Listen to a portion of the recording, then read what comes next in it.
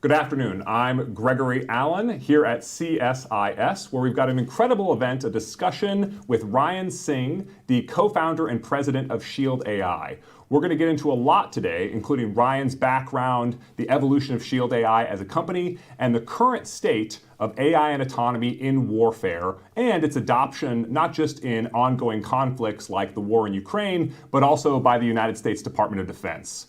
Ryan is a serial entrepreneur, having previously founded the company Y Power, which was acquired by Qualcomm, and now leads Shield AI from its inception almost a decade ago to now being one of the largest defense technology startups in the world and at the forefront of so many of the trends of AI and autonomy.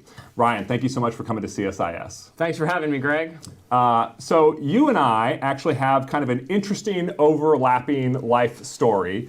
You obviously vastly more successful than me in this overlapping life story, but your brother, Brandon Tseng, also a co-founder of Shield AI, was a Navy SEAL and then went to Harvard Business School, where I also went to graduate school. And on the campus at the business school, they have this thing called the iLab, where they try and incubate exciting new startups. And 10 years ago, one of those exciting startups was Shield AI, a company thinking about the future of defense technology. And I have to say, at a time when defense technology was not a very attractive word to be uttering in Silicon Valley venture capital firms. So Brandon, as I said, a former Navy SEAL, and you, an entrepreneur at the time with a different company, decided to join forces and create this new company. And at the time, I was like, well, there's a lot of startups in the iLab. Some of them will be interesting, some of them won't be interesting. But wow, Shield AI actually had a pretty good run over the past 10 years.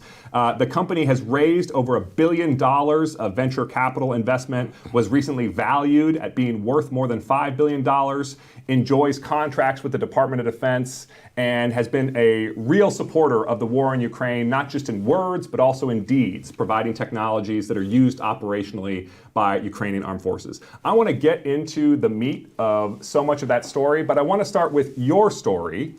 So how did you come to be in the technology field? How did you come to be in the defense technology field? Yeah, well, just on the iLab, I remember visiting it once, and it stood out to me because Shield AI was the only company that had a desk in the iLab, and I asked Brandon how it happened. They said they wouldn't give me a desk, so I just put my name tag on it, and he claimed a desk for his own in the iLab, and that was the beginning of Shield AI.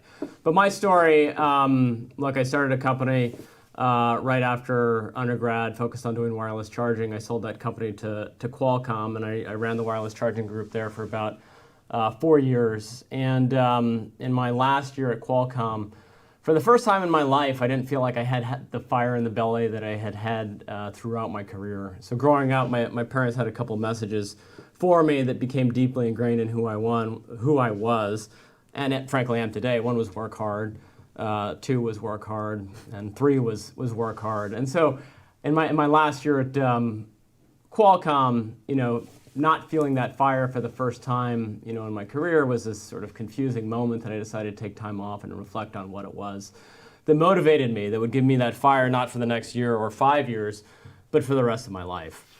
And after some searching, I basically decided that if I could find the intersection of 3 things, I'd have that fire for the rest of my life. And 1 was the opportunity to contribute to a noble mission. 2 was the opportunity to work with extraordinary people. And 3 was a chance to define the possible. And so I set about looking for companies or opportunities that sat at the intersection of those things. And it was my brother getting ready to prepare for his interviews at Harvard that led me to Shield AI. He asked if I would help him prepare for his business school interview. We're very competitive, we're brothers, and so this was a very unusual request, but of course I agreed. And it started with a simple question from me to him, which is, what's the most challenging circumstance you've ever faced, and what did you do about it? Having been to business school myself, and knowing what I said and a lot of people said, I was ready for a lame answer. What he shared with me was a story that brought me to tears. And it was a story of service and sacrifice on behalf of teammates and people that couldn't stand up for themselves. And I remember thinking to myself, what an incredible mission, what an incredible person. And After that, several weeks later, when I encouraged him to think about what he wanted to do in life, he came back and said, I want to bring the best of what's going on in the autonomous driving sector to the mission of protecting service members and civilians. I thought, amazing mission. I also thought it was a dumb business. So I encouraged him to, have a great time. But so I think people forget today because you've got exciting companies like Shield AI, like Anduril, like Palantir that have made defense technology a pretty hot sector. But in 2015, it was not a hot sector. This was not a fashionable idea for a startup. So what was going through your head when you thought this was not a good idea? Well, I think it was categorically considered idiotic to start a technology company focused on defense. And certainly Palantir and SpaceX existed at that time, but the refrain from the venture community was, well, those were started by billionaires, so that's they don't count. Yeah. It was just, and I think at the time there was the Maven thing going on at Google with Silicon Valley, and I think there was this letter, and people were just sort of openly against supporting the national security mission. Right. So it was a pretty unusual step, and basically having started and sold a company to Qualcomm and knowing the sensibilities of that community, I just thought it was going to be very hard to get the attention of investors. And so what changed your mind? My brother's a persistent person, and SEALs, if you haven't met them, are persistent people. Yeah. And Brandon Stubborn in a good way. Is on brand. And what I told him is, look, go talk to 100 people that you don't know and get a sense of how real the problem is. And he said, I'll do it, but I want you to come with me. I wasn't actually doing anything at the time. I was in between looking for something to do, so I went with him. And the thing that struck me was the scope of the problem and how little was being done about it. I was shocked to learn how my brother and his teammates would clear buildings of threats. And so this not having eyes and ears in the places where you need them was costing the lives of service members and people. You're talking about the clear, hold, and build mission set, where you're going into a building, somebody has to be the first human through that door, and you don't know if there's 10 machine guns pointed at that door, or if there's a bunch of friendly people who mean no harm on the other side of that door. And my brother gave me an opportunity to put on kit and experience it with him, and I was just blown away that there are people that go and execute this mission, and frankly humbled to live in a place where so many of those people sign up for that mission. But the problem of not having eyes and ears in the right places can be just around the threshold of a doorway, or it can be at a theater scale. Yeah. And so it was a huge problem, and one that I felt like the technologies in the autonomy sector could truly contribute to. So you mentioned your brother Brandon was sort of thinking about autonomous driving as his mental model. Yep. Your company's initial work stream was focused around aerial drones. Can you talk a little bit about that evolution? Yeah, so it was a mission that we were familiar with, and then it also turned out that nobody would give us the keys to a jet, Yeah. and probably a good decision, when there were 3 people in a garage in 2015. Who knows what would have happened to that jet? So we had a strategy that we called climbing the aviation food chain, where we would build an AI backbone that we would apply to quadcopters and allow those to be the first thing through a threshold, which requires solving a lot of hard problems: GPS-denied navigation, autonomous decision-making when you lose communications, because in many ways, the inside of a building, like a concrete structure or a cave, is a small version of an EW battlefield where GPS and communications are anything but assured. And so we started on the path to bring AI to clearing buildings with autonomous quadcopters. This is for primarily a Special Forces customer community initially? For the Special Forces community, with the intent of being able to use that AI backbone as we, quote, climbed the aviation food chain, getting to progressively more consequential aviation platforms. That's amazing. So, you talked a little bit about where you were in those early days. Now, today, you're a really exciting startup with a ton of growth and a ton of capability that you're already bringing. Can you sort of just walk us through the journey of who was Shield AI? You've talked a little bit about this in 2015, but who were you in 2017? Who were you in 2020? Who are you now in 2025? Talk us through the story of climbing the ladder, as you called it. Yeah, I say the one common through that entire journey has been commitment to mission and values. I think we've been very clear-eyed about who we've been from the very beginning. Our mission is to protect service members and civilians with intelligent systems.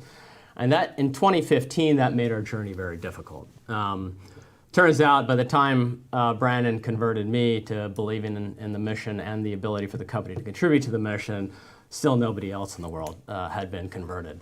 And I remember just going to investor after investor and being told, no, this is never going to hunt. And when we finally got an offer for a term sheet for $5 million, it came with the criteria that we change our mission. That's whoa. This is a pretty remarkable thing. So you've gone to venture capital company after venture capital company. Everybody's slamming the door in your face, and the first people you meet who give you yes, it's like yes, but you have to give up on national security. Is that right? That's yes. Incredible. I mean, that speaks to the time. Yeah, and I remember. We had convinced our other co-founder, Andrew Ryder, to quit his job. He was a rising star in AI and autonomy, and I had assured him that, hey, we're going to raise the money. It's going to be fine. And so I remember coming back with, hey, I've gone through my entire Rolodex. The only option we have is this one. And it was a short conversation, but I remember Andrew saying, I'd rather go out of business trying to make mission impact than take this money.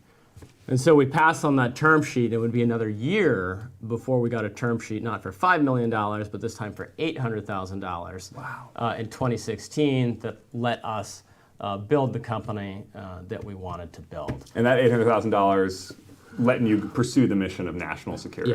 Yes. Great. And so who was your first customer? First customer was Defense Innovation Unit, actually. Okay, so this organization that DOD set up to actually help startups connect with the DOD. It was funny. It was sort of a joint coming of age of DIU. Because they were pretty young then, too. They were. They didn't even have a location on their website. We just saw it get announced around the same time that we were starting the company. And we remember seeing a picture that, somehow through a reflection, my brother saw that it was at Moffett Field, and so he took an Uber there when we were in San Francisco and tracked down this building and tried to walk in the front door. Well, you just asked the guard at the gate, where's the Defense Innovation Unit? So we got sent home and said, you don't just come in. But anyways, it was, that was the first program. But you asked about the evolution and coming back to that. 2017, when we met, a big milestone I think was in Andreessen Horowitz deciding to invest and lead our Series A round, and which was kind of a big moment for the entire sector, right? It was like the big venture capital companies finally saying it is okay. It is okay to invest in national security, and you were part of that first wave of being taken seriously. Yeah, and I think even for Andreessen, it was a bit of an unusual move. The partner who led it, Peter Levine, made a comment along the lines of, sometimes I just look for what seemed like the dumbest possible investments because, it's either, crazy or it's brilliant. And at the time, he just didn't know, but he was willing to make a bet on it. And national security was something that he was passionate about and willing to take a flyer on it. Just very quickly, fast forwarding through, in 2020, we took our first step up the aviation food chain with the acquisition of two companies, one called Martin UAV that makes a VTOL tail-sitting aircraft called the VBAT. It can fly for about 12 hours, and we can talk about that later. It's like 12 feet tall, 12-foot wingspan. And then we acquired another company called Heron Systems that had been doing some pretty remarkable work with reinforcement learning applied to jet aircraft, so all the way at the top of the aviation food chain, and it had famously won, I think, the Alpha dogfight trials. Yeah, so this was certainly, I remember because I was in the DOD at this time. Yeah. And the Heron Systems winning the DARPA competition where they had an AI pilot facing off in simulation, but facing off against real fighter pilots in dogfighting simulations, and the AI system not just winning, but like smoking them by the end of the story. Yes. Was kind of a wake-up call to a lot of generals. It was a wake-up call to the fighter pilot community that, like, look, this may not be ready right this second, but we have to invest in this technology because the potential here is really exciting. And so that company then becomes a part of Shield AI. Yeah. And so where does that take you? Yeah, so, and by the way, on that point, I think that one of the things that both DARPA and the team at Heron did so well there was, many pockets of people were starting to develop that, really believed that AI and autonomy were going to be a significant part of the future of defense and national security. But the question always was, like, how do you make that point? And I think that, DARPA and Heron did such a good job of picking an example that really made the point in a powerful way that, hey, this technology is coming, and when it matures, it's going to be a force to be reckoned with. So where it took us from there was we set the objective to fly an F-16 with an AI pilot in real life by 2022. We met that objective. We set the objective to do a human versus AI dogfight and live flight in 2023, and we hit that objective. And then in 2024, that program, along with where the program, including Shield AI, was one of 4 finalists for the Collier Trophy, which is for the highest achievement in aerospace and astronautics in the preceding years. The Wright brothers won it, Chuck Yeager won it, the moon landing won it. So it was pretty amazing to be one of 4 finalists for that award on the back of that the 9-year journey to that point. Along this same pathway, we continue to expand the application of AI, and we can talk about it later. But brought our technology brought our AI technology to VBAT, achieved some pretty remarkable outcomes in Ukraine, some of which were written about in August last year by the Wall Street Journal. So I definitely want to go there because you've talked about the evolution of the company climbing the autonomy ladder, climbing the aviation food chain, but at the same time, you're evolving as this company. The world is changing in a big way, waking up to the reality that we're in a new era for national security. Alpha dogfight, a very crystallized point there. Russia's full-scale invasion of Ukraine, a very crystallized point there. And so I think you have been really out front amongst defense technology executives talking about the importance of supporting Ukraine and putting your money where your mouth is, putting your kit where your mouth is. So walk us through the story of how Shield AI got involved in Ukraine, how it went initially, how it's going now. So Shield AI got involved in Ukraine, I think, alongside many companies right at the outset of the conflict, and we deployed some aircraft pretty early on. We suspected that they wouldn't have some of the right capabilities, but we weren't sure, and those aircraft were unsuccessful. For the same reason that I think basically most systems today continue to be ineffective. They weren't ready for the EW environment. What do you mean by that for folks who are not familiar with electronic warfare and what it really means in today's conflict? Yeah, so there are 2 very fundamental assumptions that a lot of weapon systems make. One is that you have GPS, right? And GPS, because it's coming from a satellite, far in space that has to cover a large area, it's just a very weak signal by the time it gets to Earth. So basically, people will take microwave ovens, turn them inside out, blast them up in the sky, and GPS is no longer functioning over very large geographic regions. Right. And then 2, your communication channels, same story. Those end up being degraded. And so if you had a remotely piloted aircraft and one of the foundational assumptions for anything to be successful is where am I in the world, yeah, it no longer knows. Right. So, like, if you think about the drones, the really charismatic drone aircraft of the Iraq and Afghanistan conflicts, like a Predator or a Reaper, they spent most of their operational life having perfect comms, perfect GPS, and they were designed, to live in that environment. We go to Ukraine, facing a different kind of adversary. Those assumptions are no longer able to be taken for granted at all, and everybody, all the U.S. companies who are used to always having the best stuff, come up against this, very painful realization that what they have is not fit for purpose for this conflict. So it's, as you said, you had to realize whatever you're going to make, it has to work in a world with no GPS and no comms. Yes. And so, we were faced with a decision, focus somewhere else or solve the problem. And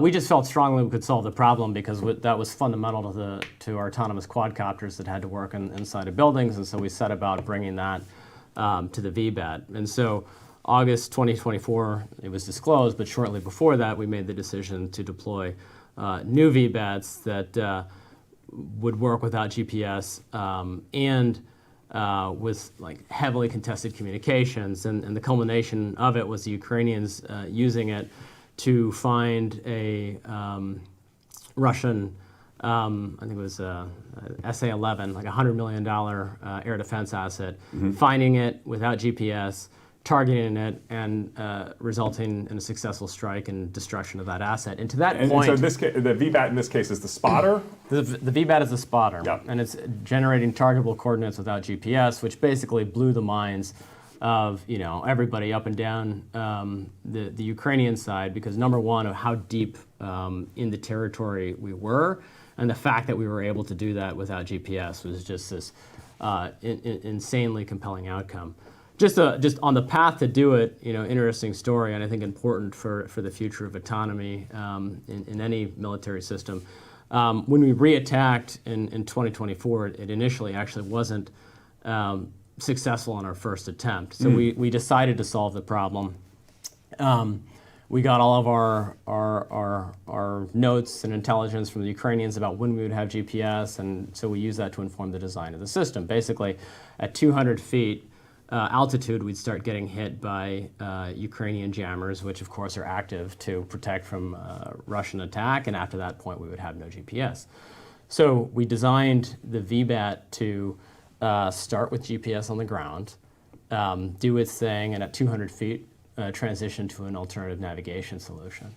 When we went to go fly, GPS was lost at about 2 feet. and so a bit earlier than expected. And so the aircraft takes off and it just goes the wrong direction.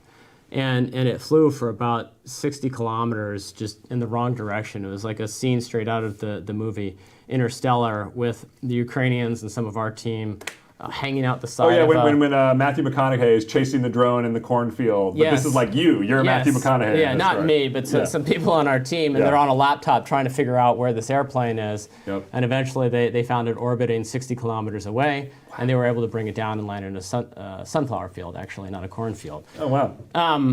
But the team was able to change the software in the span of 24 hours, replan the operation 24 hours later, and then execute the mission that became very successful. And since then, I think we've done over 170 sorties with the aircraft in the conflict. 0 of those sorties have had GPS at any point in the mission. I mean, I think this story, I think, is a lovely crystallization of what I'm beginning to understand as like one of the defining cultural traits of Shield AI, which is this just stubbornness towards the mission. Because your first time getting involved in Ukraine in 2022 at the outset of the full-scale invasion, you really have a really tough experience, meeting the reality of that conflict.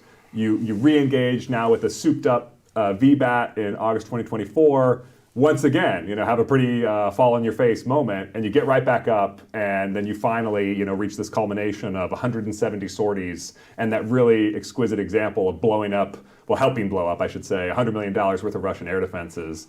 I mean, that's a pretty amazing vindication of being stubborn for both you and your brother and the entire Shield AI team. I want to ask, though, this part of that story that I just hope everyone in the audience understands how astonishing what you said is. Changing the software on an aircraft in 24 hours, because the traditional ethos of the Department of Defense for anything that's flight critical software is once it works, for the love of God, never touch it again, because getting through flight certification is this incredibly painful ordeal. And so once you have something that's passed that flight certification, you never want to touch it again. But what you're encountering in Ukraine is an entirely different approach to software in a national security context, which is the only way to be relevant, the only way to survive is to embrace rapid iteration, rapid turnaround times, and rapid change. What was that like? Well, one, I just want to double tap. The difference between going home and never having any impact at all and doing now 170 sorties, many of which that have culminated in successful strikes on strategic assets, was the ability to, within a short time frame, turn around the software to make it mission relevant and to change fundamental assumptions about it and push it forward. I believe that future battlefields, in large part, will be defined by the agility of the software that's behind our forces that enables them to operate effectively as conditions are fast evolving. And yes, we have programs where to change software can take the better part of a year. Like, that's not an exaggeration. If you want to change flight software, it can take a year. And that's mostly a regulatory and process story, right? And I think it's just where the risk rheostat is set, right? Crashing a plane is, of course, a very big deal. Especially that plane. VBAT is, like $1 million airplane, by the way. So just for context of the audience, where you set the risk rheostat. But there's the practice like you play, practice like you fight. I think that there's a real question that, look, in the Ukraine, they're in duress. Their risk rheostat is set differently. Right. Accepting software updates on a 24-hour basis, makes a lot of sense given that situation. The United States, in some programs, and I can't speak for all programs, but has a very conservative risk rheostat. Right. And so then there's a question of, well, is it the best thing to sit at this very conservative dial when we're not rehearsing what the future could look like, right? Mm-hmm. Because I don't know anybody in industry that's truly practicing 24 hours or 48 hours from software update to combat deployment. Right? And if you've never done it, is it reasonable to expect that if we find ourselves in extremis, we will be highly effective at suddenly pivoting to a very agile motion of development, test, deployment? Right. And it's not that you're abandoning testing before you deploy. It's not that you're giving up on the canonical things of aircraft development, responsible development of aircraft. It's just that you're saying this has to be done in a relevant time frame. Yeah, it has to be done at the speed of relevance. And basically, I have sort of three pillars that I think are essential for winning in autonomy. Basically, the industry government team has to find a way to sit at the intersection of performance, right? It has to do the mission and has to do it well. Assurance, right? Mm-hmm. It has to be airworthy. It has to have the right cyber hardening. And speed. You have to be able to deliver 1 and 2 in a time frame of relevance. What's that time frame? I would argue what we should be aiming for is you can get through that cycle in 24 hours. Wow. And I think there's a lot of work to go to get it to a 24-hour cycle. But I think if you have, and I think this is where just autonomy in general needs a lot of work. It's not a well-industrialized process compared to many other industries, right? A lot of autonomy programs, they're brilliant PhDs, and people, like, it's a pretty young industry, and you've got these collections of super smart people that sort of bootstrap every new project from the grounds up, but you don't have this foundational development infrastructure that you have, say, for like mobile app development, right? Where if I want to develop a mobile app for Android or iOS, they've put guardrails on the process to enable me or anyone to go 100 times faster and be 100 times more effective than was possible 15 years ago. Right. And so this happens in industries through time. It has not yet happened in the autonomy space, where the infrastructure has been put in place that allows developers to sit at the intersection of performance, assurance, and speed.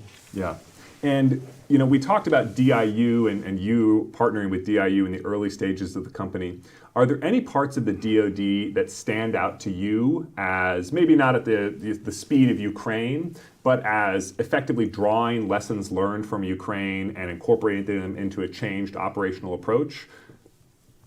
I'd say that some of the big takeaways have been, I think, positive, which is if it doesn't work in Ukraine, it's probably not going to work, anywhere else. Just on the count of if you can't operate without GPS and if you can't operate with severely degraded communications, I think a lot of people are starting to see that, I think correctly, as they do not pass go capability. And just to your point, right? I mean, I think there's obviously the hypothetical of what if we're in a fight with China over the Taiwan Strait. I would expect China is going to have some formidable electronic warfare capabilities. But even when you're not fighting against a near-peer adversary or a peer adversary, in the recent conflict against the Houthis, we've had to re-examine fundamental assumptions about the nature of American air dominance as we experienced it in Iraq and Afghanistan, right? We lost Reapers at a significantly higher than typical attrition rate just in this most recent conflict against the Houthis because suddenly ground-based air defenses are within the reach of an actor like the Houthis, which don't have the world's biggest defense budget or anything like that. And so the urgency of learning these lessons from Ukraine, I hope, right, is being very deeply understood by the leadership in the DOD. And so, sorry, I've interrupted you. Please keep going. Well, I think that, we talked about EW. I think that there's another pillar there, which is integrated air defense systems are more capable and less expensive, or let's just call it air defense systems, because some of them might not even be that well integrated. Right. In the case of the Houthis, have become much more effective. And so these are very low-cost Iranian surface-to-air missiles that are shooting down very expensive aircraft. And certainly you see some of that same capability in Ukraine as well. So that's been another I think, wake-up call in addition to the EW environment. And the third one that I'll call out is a lot is written about mass. So a lot of people, and I think it's another great takeaway. Like, clearly the world is going to involve, or conflicts in the future will involve much more mass than has been historically the case, much more use of drones. I don't know what the latest numbers are. Do you know what the latest numbers are for Ukrainian production? Well over 1.5 million is what they're targeting for annual production. Well over 1.5 million per year. So just staggering numbers of drones. Yet, and when you think about Predators or Reapers, we're talking, I don't even know if they made it to more than 1,000. I mean, it was probably hundreds of aircraft, not hundreds of thousands. And yet, despite that production, these lines don't really move, right? And there's no victory for either side. And so I think an important question is, how can you send 1.5 million drones downrange per year and not get effect, right? And so I think another reminder, because I think certainly a lot of people know this, but well, I think they are having some effect, right? There's over 1 million Russian dead or wounded in this conflict, and Ukraine has not fallen. That's an effect. But I think that's absolutely fair. But I think that there is a big, I think, targeting challenge in the world. Like, the world is big. You can't just fire 1.5 million things downrange and hope for effect. They have to be well placed. And a gap that we have seen has just been the ability to get these drones to have the effect that is intended for basically information gaps in terms of where to send them and what effect did they have, because it's been so hard to get eyes and ears deep across the forward line of troops. And so as we connecting it back to the DOD, right? You talked about the big lessons learned about what is the exchange ratio of how much does our drone aircraft cost, how much does their surface-to-air missile cost. You talked about the importance of mass and how we're like multiple orders of magnitude away in production from where we probably need to be as a Department of Defense.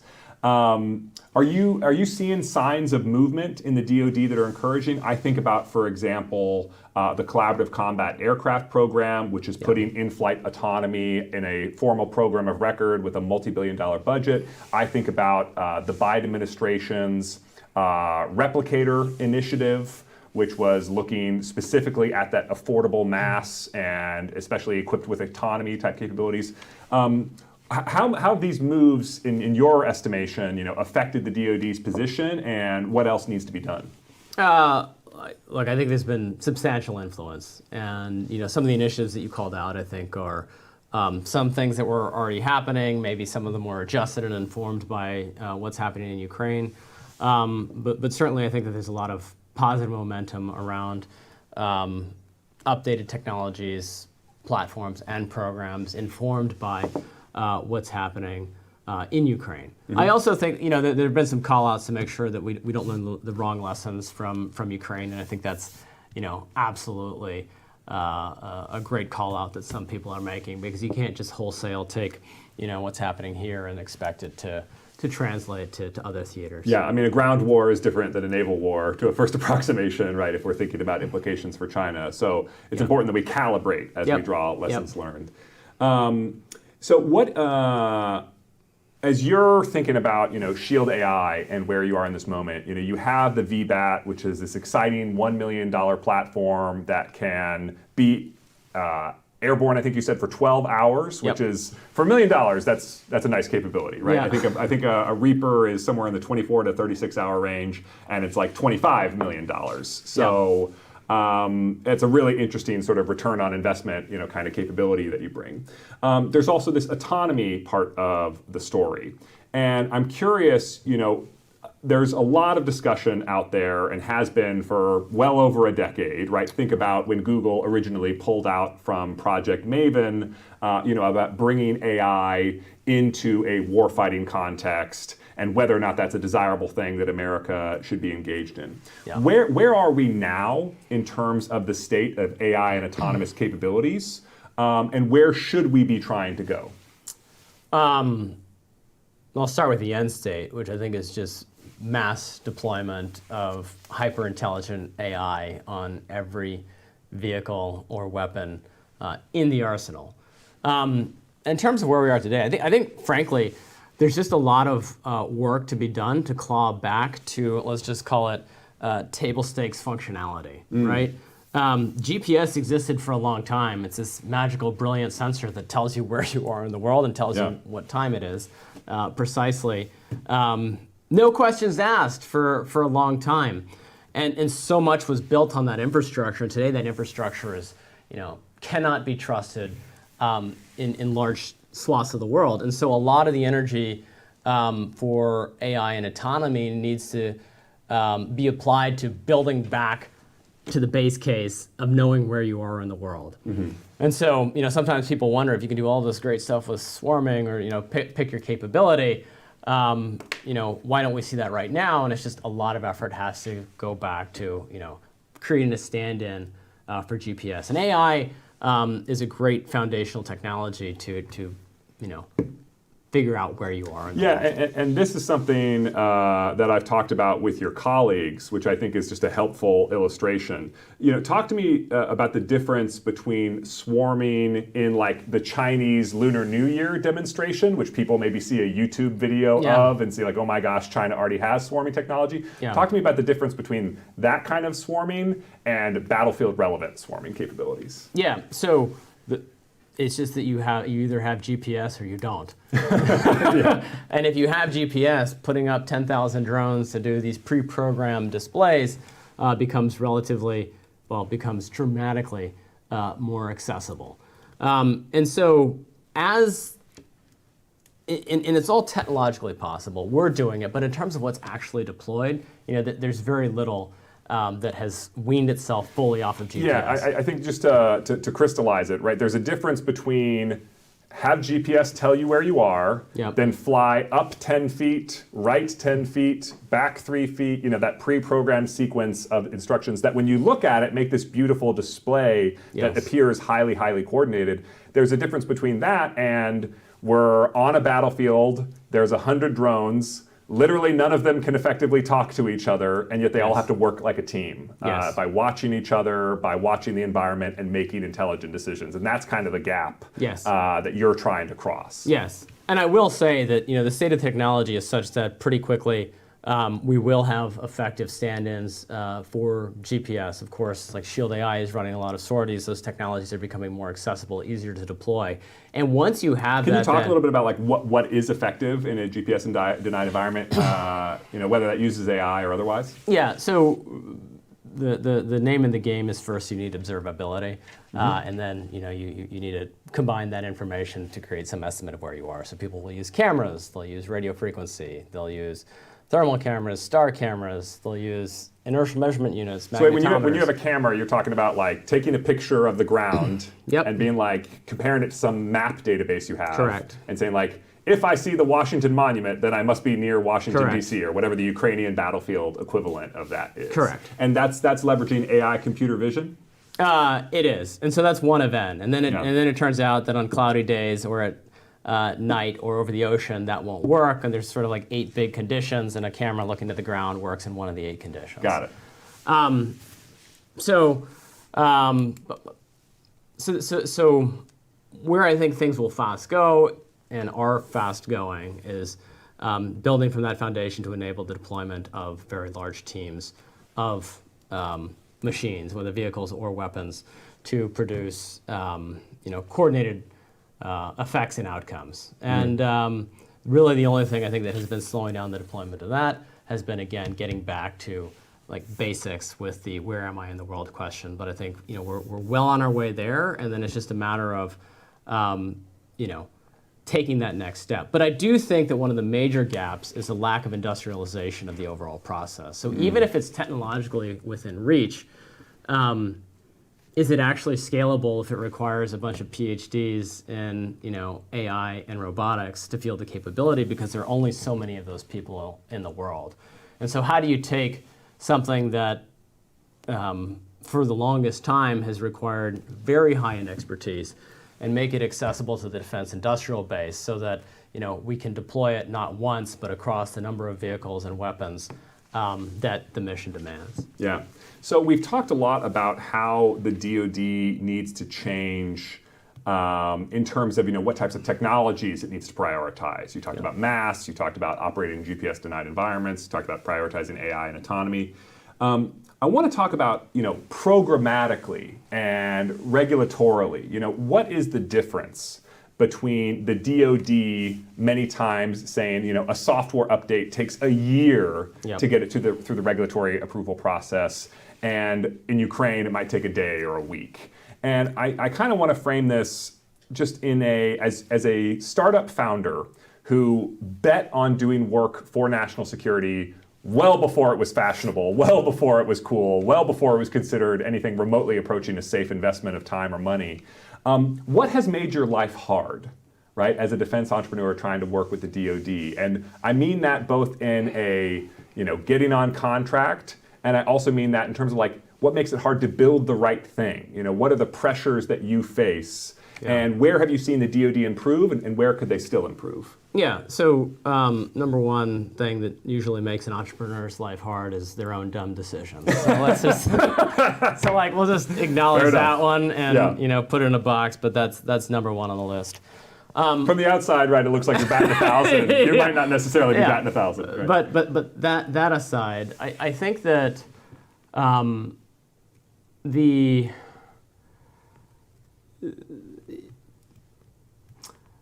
it's the complexity of the government acquisition system.